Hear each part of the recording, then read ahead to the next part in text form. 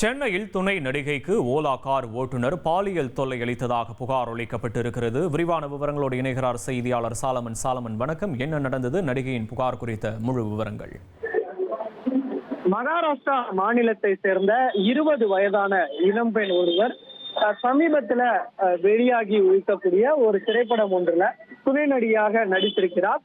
இவர் கடந்த 11ஆம் தேதி இந்த புதிய திரைப்படத்தோட ஆடியோ லான்ச்சுக்காக அவர் சென்னை வந்திருக்கிறார். ரயில் மூலம் சென்னை வந்த அவர் துணை நடிகை. அதன் பின்னர் ஓலா கார் மூலமாக புக் செய்து அதன் பின்னர் தாம்பரத்திற்கு சென்றிருக்கிறார்.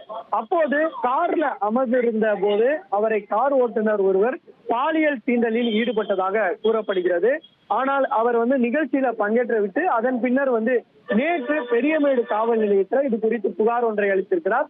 புகாரின் பேர்ல போலீசார் விசாரணை மேற்கொண்டு வருகிற முதற்கட்ட விசாரணையில அவருடன் வந்த கார் ஓட்டுநர் கணேஷ் பாண்டியன் என்பதும் போலீசாரின் விசாரணையில தெரிய வந்திருக்க அடுத்து தற்போது பெரியமேடு போலீசார் இது குறித்து தீவிர விசாரணையில ஈடுபட்டு வருகின்றனர். உண்மையிலேயே இந்த பாலியல் தீண்டல்ல ஈடுபட்ட நபர் அவர்தானா அல்லது வேறு யாரானும் இதுல இருக்கிறார்களா, அவர் இந்த துணை நடிகை கொடுத்த புகார் உண்மைதானா என்பது குறித்தான பல கோணங்கள்ல இந்த விசாரணையை போலீசார் முடுக்கிவிடப்பட்டிருக்கிறார்கள்.